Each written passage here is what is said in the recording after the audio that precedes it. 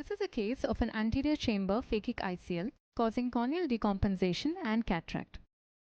So first and foremost, we start by peeling off the epithelium for better visualization. And then once the keratome entry is made, we try to dislodge the lens from the angle and the lens is placed over the iris. Now we hold the lens with an MST forceps using one hand and we use a micro scissor on the other hand to cut the lens into two halves for easy explantation. Now as the lens is cut into multiple pieces, we gently remove all the fragments through the keratome entry. Then the capsular excess is done and the nucleus is prolapsed into the AC and a regular phacoemulsification is being performed. And once your IA is done, now here you can observe the floppy iris coming through the main port. A 3-piece IOL is placed in the bag and now we are going ahead with a single pass 4-throw pupilloplasty. Now in this technique, we try to use a ninoproline suture brought through the iris rim and it is railroaded through a 30-gauge cannula which is passed on the opposite side. So multiple such pupilloplasties are done until you acquire your desired pupil size.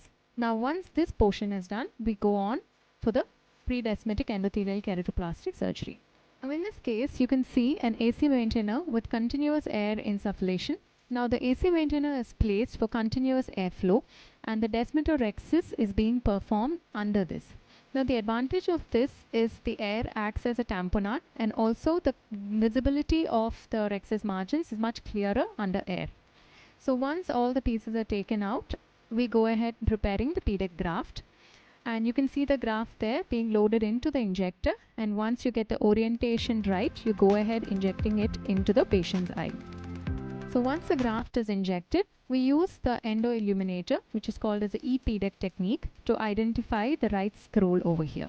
And once this is done, we hold a forceps, hold down the graft and use another cannula with the other hand to open out the graft.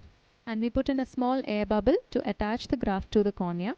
And the air pump is replaced again, and under continuous air we try to open out the existing edges which are not unfolded.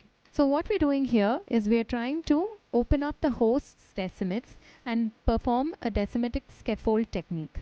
Once the PDEK graft is well secured and an airtight wound closure is achieved, we complete the case.